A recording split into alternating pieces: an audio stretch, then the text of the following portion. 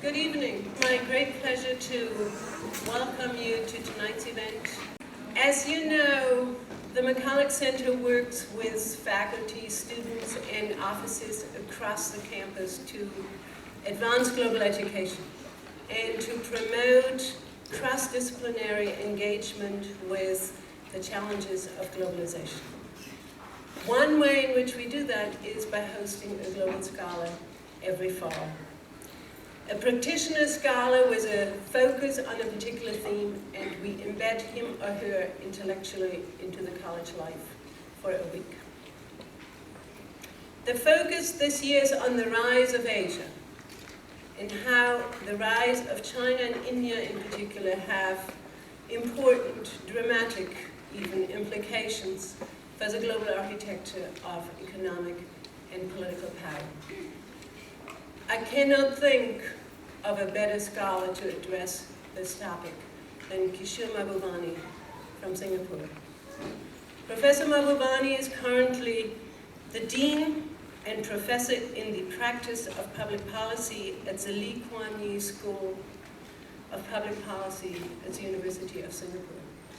He spent many years before that in the Foreign Service of Singapore in many different illustrious assignments. He served twice as Singapore's ambassador to the United Nations. As one of Asia's leading public intellectuals, he is publishing prolifically and writing not just books like the one you see over here, but numerous columns of ed pieces, articles, book chapters on television. He's being interviewed and he really speaks around the globe. In 2009, the Financial Times included him in a list of the 50 individuals in the world who would shape the debate about the future of global capitalism. We're very fortunate, I'm deeply honored to welcome Professor Kishore Mahbubani. Please help me welcome him.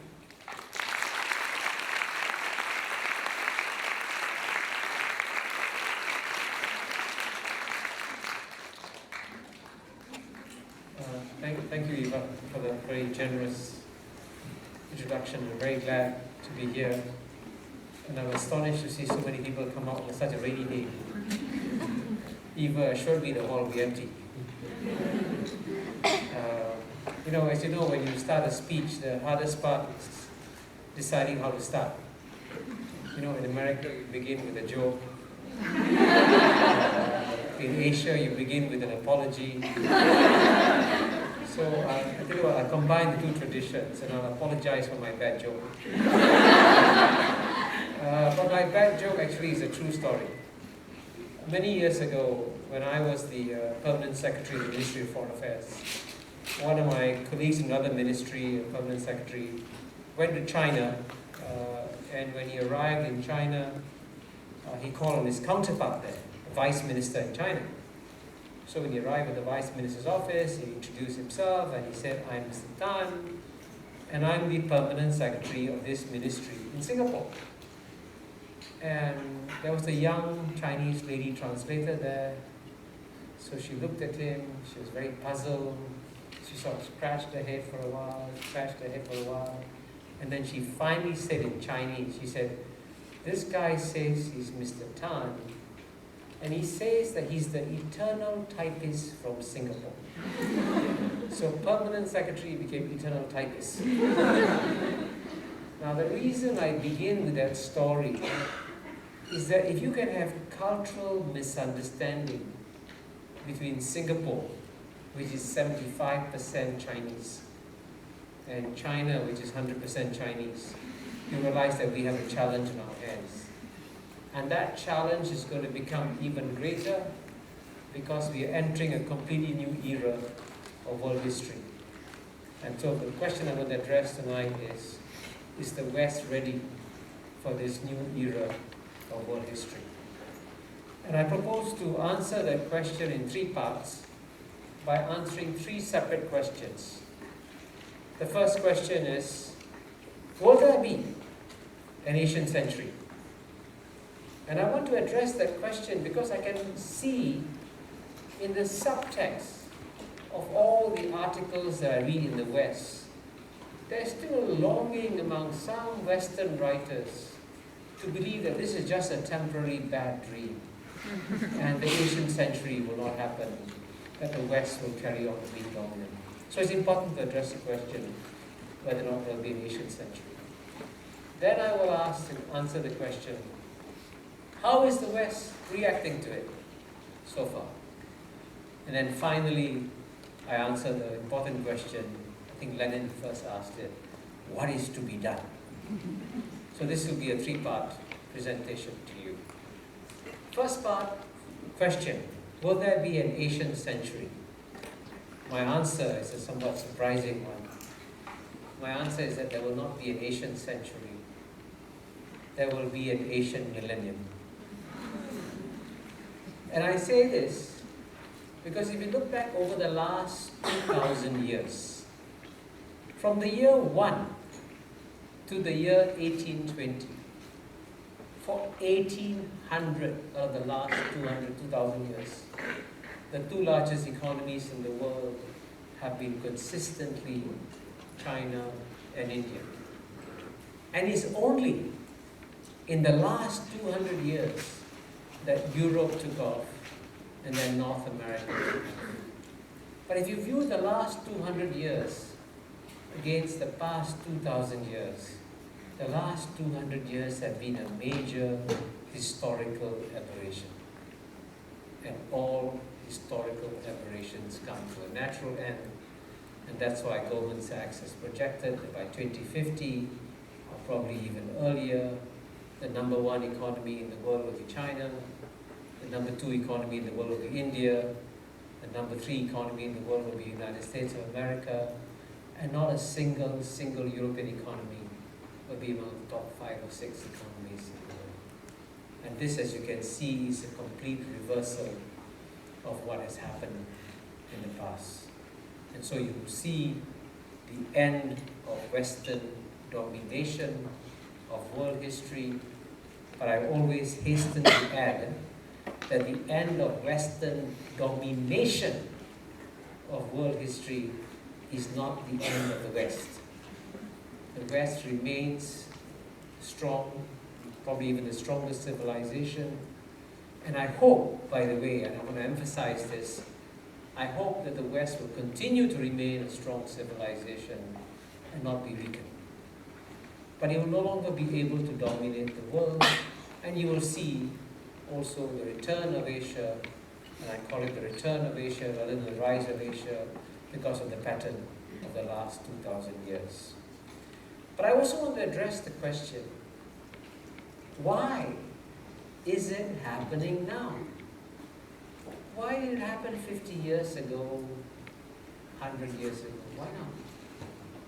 So my answer to the question, why it is happening now, is that the reason why it's happening now is because the Asians have finally understood, absorbed, and are implementing what I call 7 pillars of Western wisdom. And I want to speak a little bit about the 7 pillars of Western wisdom to reinforce the point that what is happening, the changes that are happening, are very real. Now, I normally give a 1-hour lecture on the 7 pillars of Western wisdom.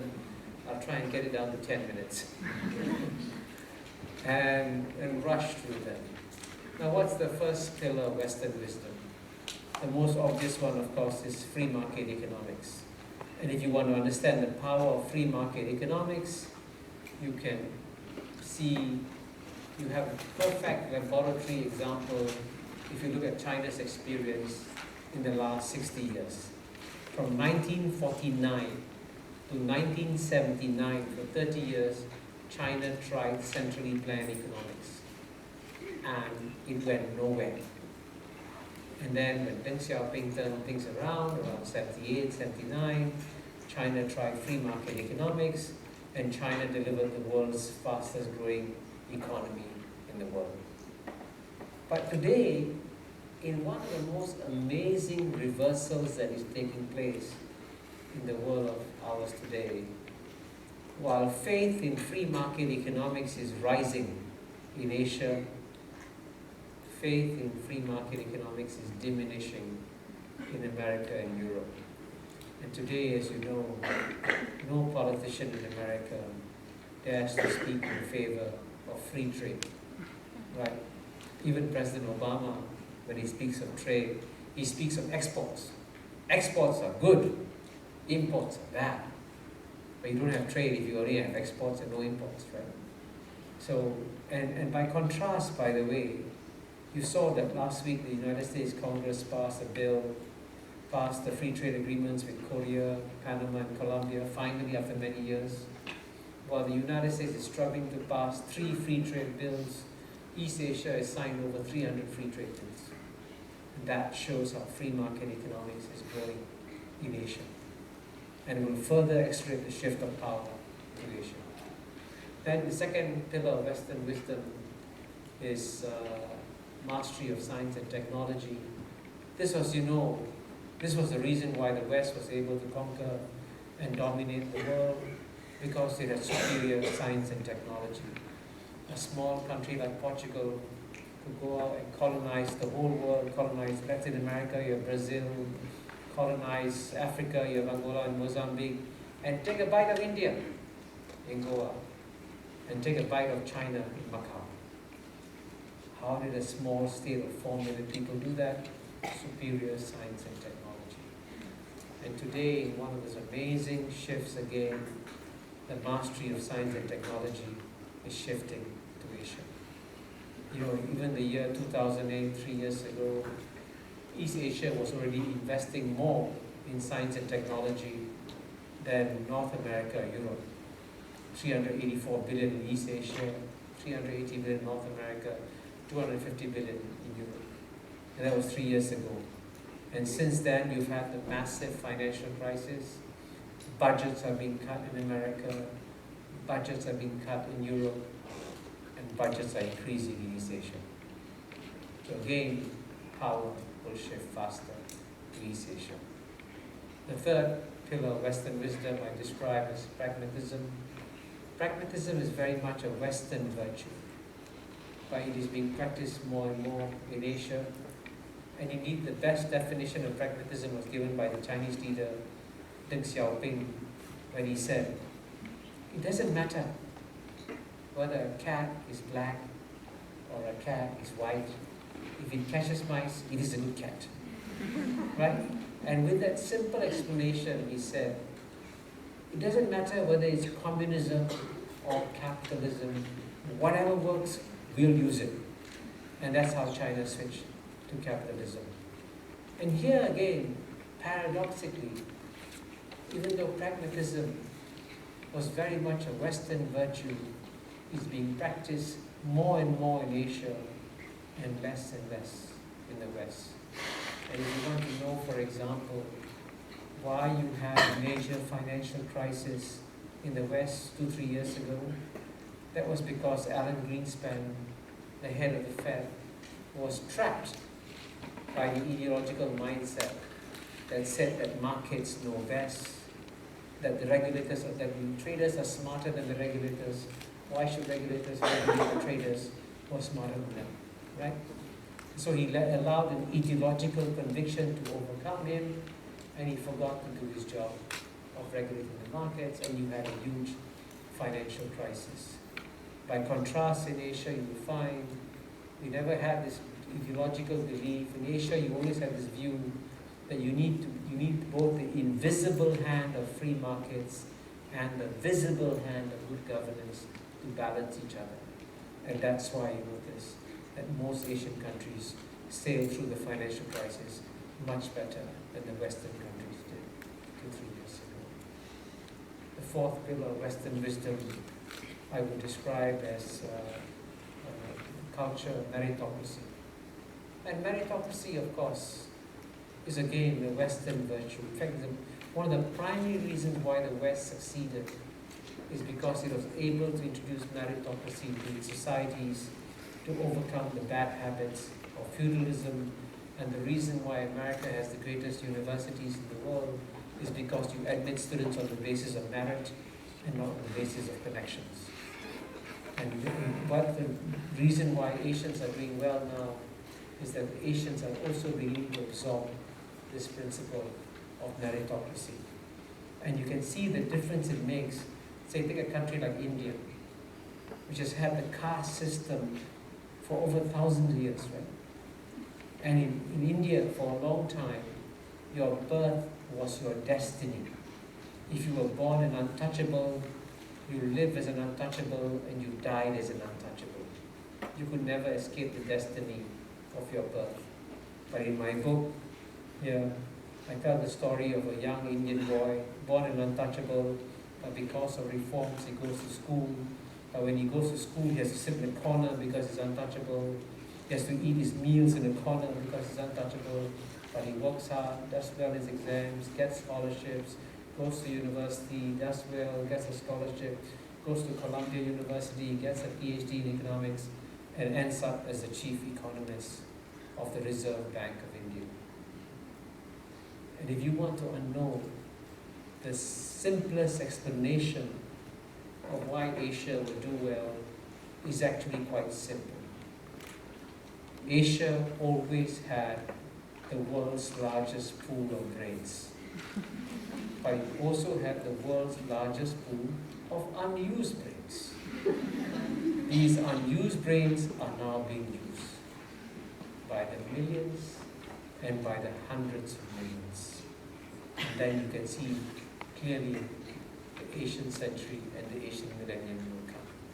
I'm not going to go into the other three pillars of Western wisdom because I was told by the bookseller you're going to buy the book, so you're going to read the remaining three pillars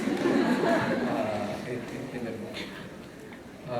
But I can tell you, by the way, that it is not just each of these pillars that have made a difference.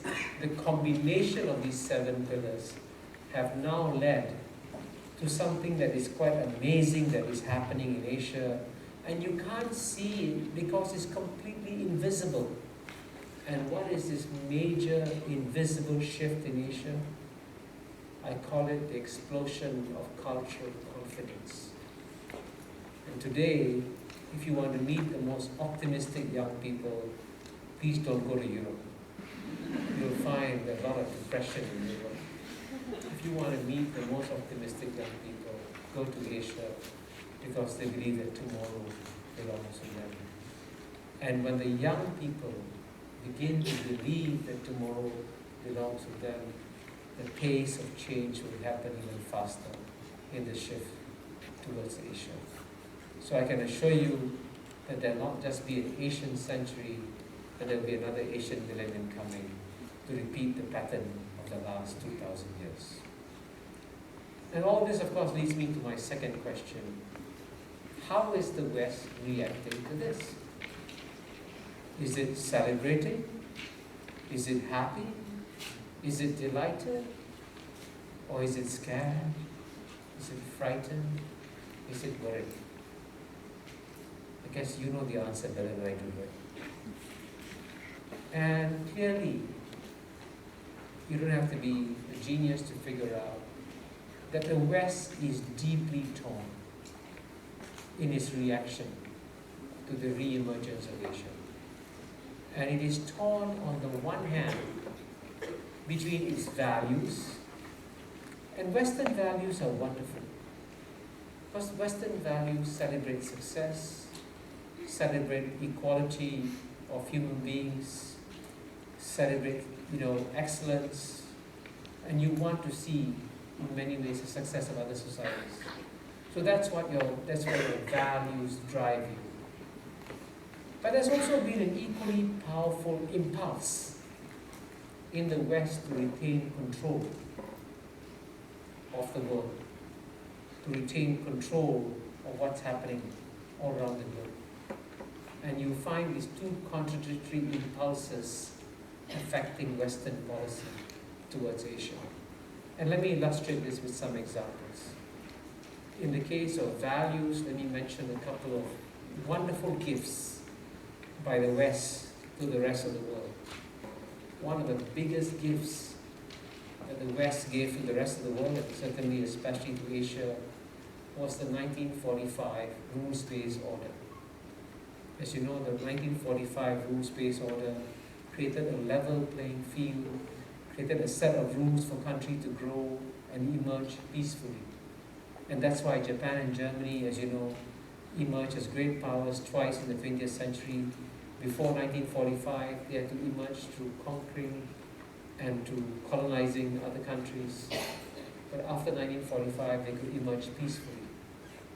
And this 1945 rules-based order is what is basically allowing India and China to also emerge peacefully. And this peaceful emergence is a result of a Western gift to the world and to Asia. A second big gift that the West has given to the world is this whole principle that free trade is good. And as you know, it was the West that established first the General Agreement on Trade and Tariffs, which subsequently became the World Trade Organization. And it was the West that pushed very hard for the success of trading round after trading round, because it believed that open trade would make the world a better place.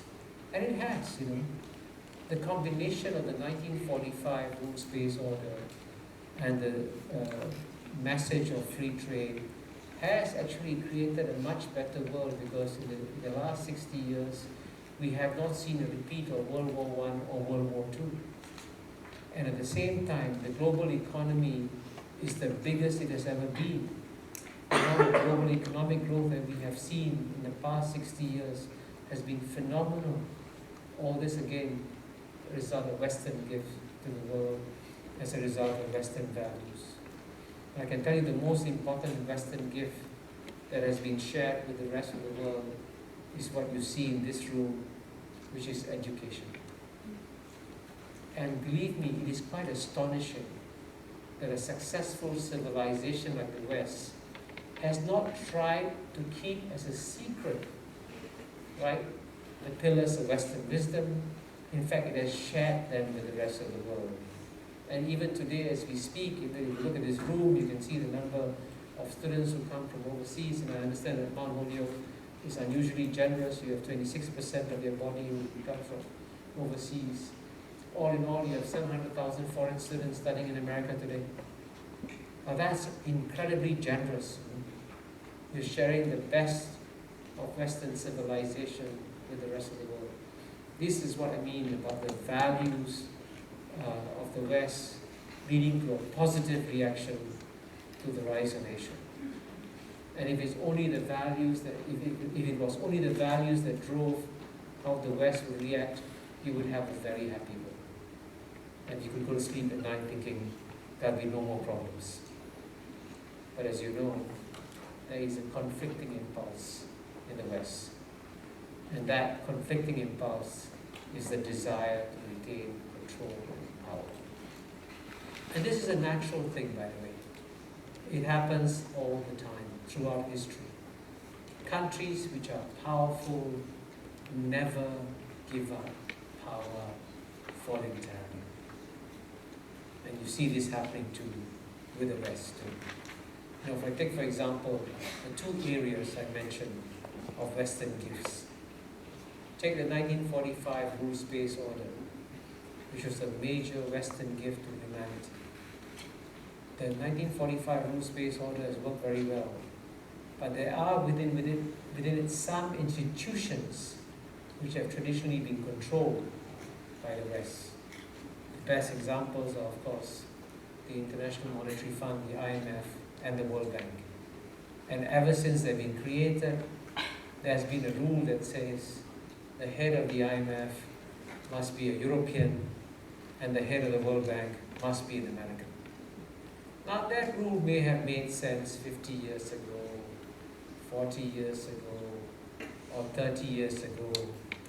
But as we move into a world where the fastest growing economies are Asian economies, where the largest pool of foreign reserves are held by Asian economies, and now the world's largest pool of economics PhDs is now in Asia. How can you have a rule that says no Asian is qualified? to run the IMF or the World Bank. Now, in theory, the Western government said, no, we agree with you. In fact, there was a G20 meeting in London a few years ago where they announced very proudly that the future selection of leaders of IMF and the World Bank should be based on merit and will no longer be determined by geography. And I thought, boy, what a breakthrough. Here, Europe and America voluntarily giving away power. And then you saw what happened this year. Right?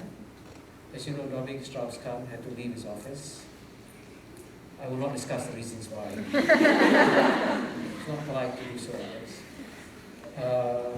But you saw that almost immediately, within a few days of him stepping down, the French government, I thought, would apologize to the rest of the world and say, I'm truly sorry.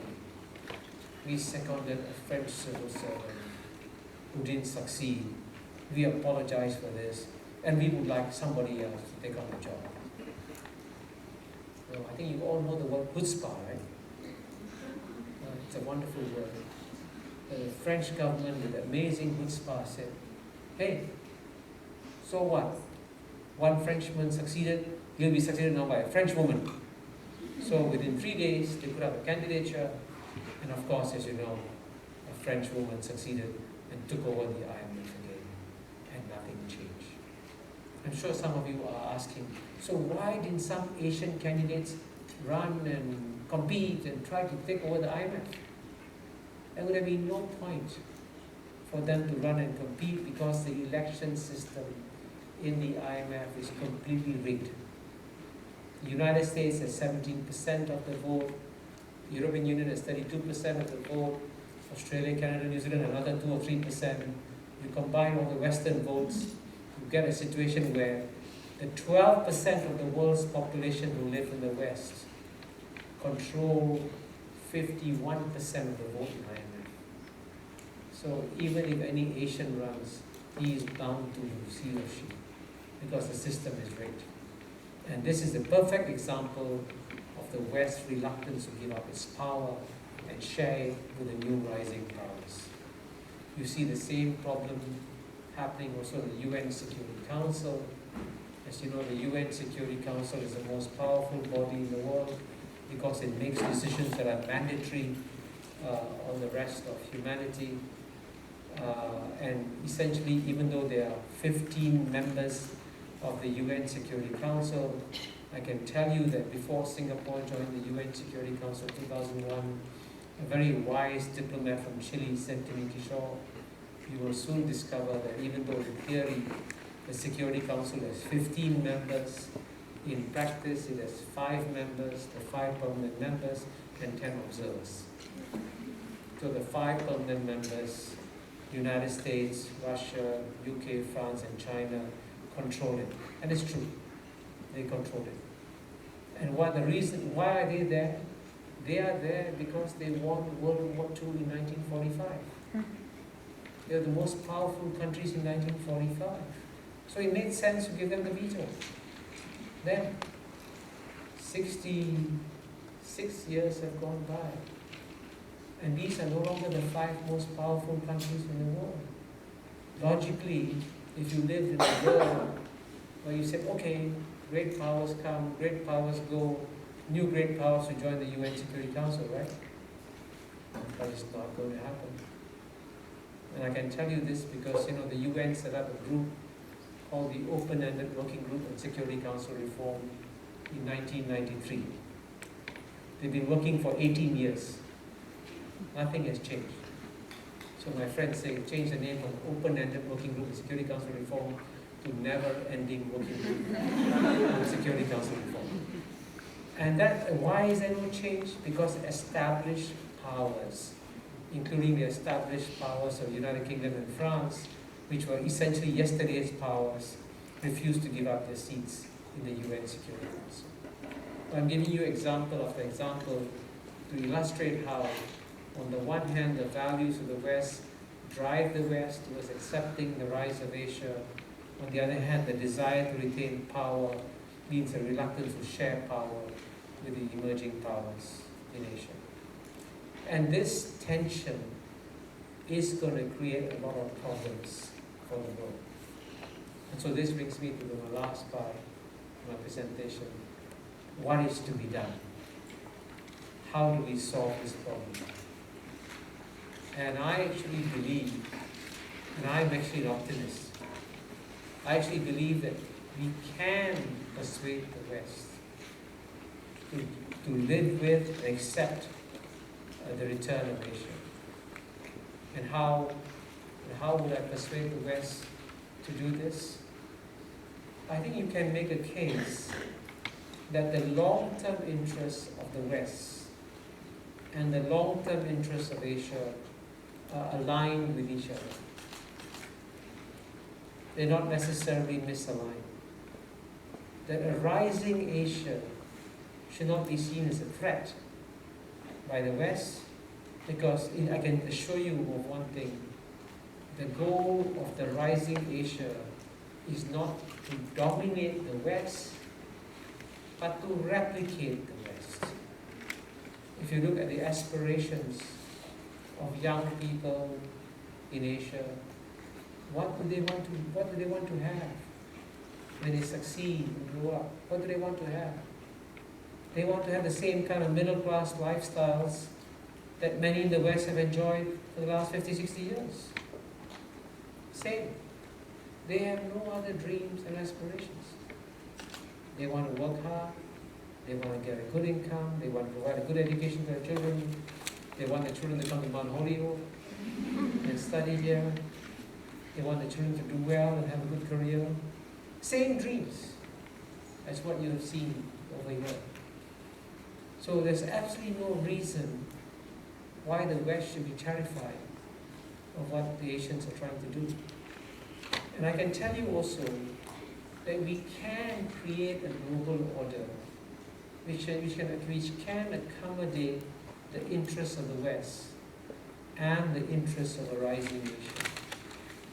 And I'll give you a couple of examples to illustrate that.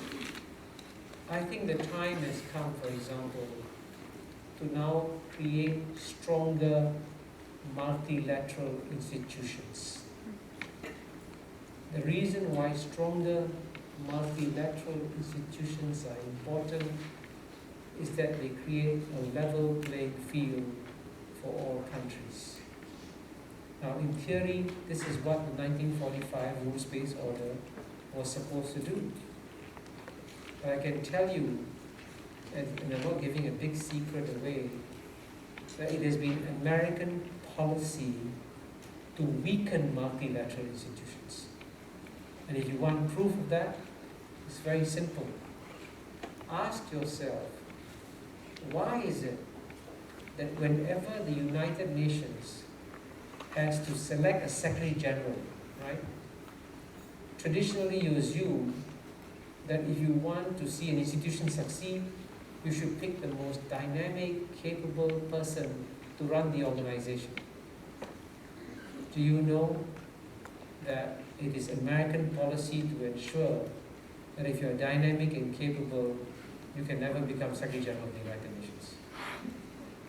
And I'm not giving a big secret away. If you read the memoirs of John Bolton, the former United States ambassador to the UN, he actually puts down in print, he read it out in the book, he says, Condi Rice was then Secretary of State, Condi Rice and I discussed who the next Secretary General of the UN should be. And we both agreed that we do not want anybody strong and effective. It's in print. And that, I think, is a mistake now on the part of the United States to do that. Because the time has come to create stronger multilateral institutions, because stronger multilateral institutions will constrain all great powers. And why is this important? Well, let me quote what Bill Clinton once said. Bill Clinton, after he stepped down from office, and as you know, most leaders become much wiser after they step down from office, gave a speech in 2003 in Yale. And what did he say in the speech?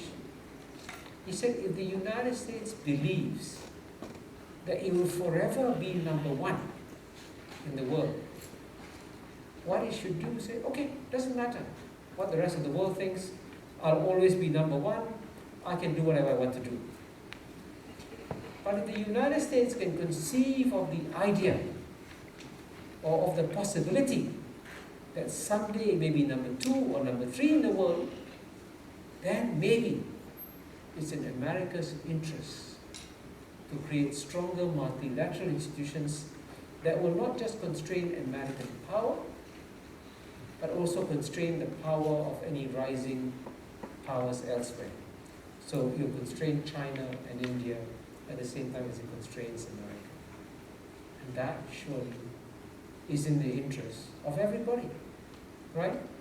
To create a set of rules that constrain great powers from behaving in a unilateral fashion. And we have seen, by the way, that even a country like the United States, which has traditionally been a great believer in the rule of law, and traditionally perceived to be a relatively responsible actor on the world stage, can violate international law and invade a country illegally, as it did in Iraq in 2003. It just ignored global opinion and unfortunately created a bad precedent for other rising powers. Now I hope the United States realizes the wisdom of actually having institutions that will curtail the power not just of the United States, but of other emerging powers. And at the same time, I also believe, parallel to this, it's also in the interest of the United States to apply internationally the same adherence to the rule of law as it applies domestically, right? In domestically, Americans believe fervently in one rule of law for everybody. It doesn't matter whether you're Richard Nixon or Bill Gates, you are subject to the same rule of law within America. If you break the law, you are punished.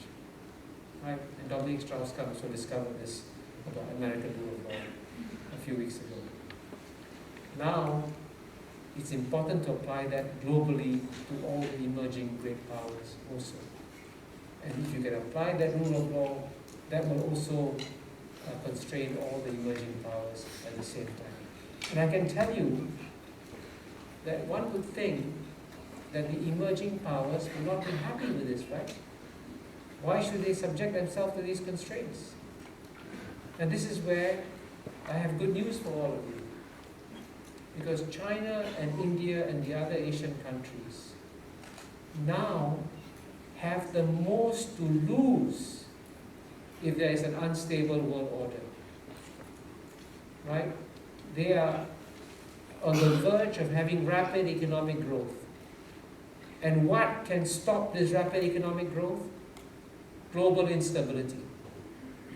So it is in the interests of China and India and the rising Asian powers to actually have greater global stability. And that's why if you made a proposal to strengthen multilateral institutions, if you made a proposal to have greater rule of law, they say, great, this is what we need. This is how we'll grow rapidly. So this is why we actually are at a moment of world history which is so plastic and so important. This is the time when we have to make the right decisions to ensure that the next 20, 30 years go off well.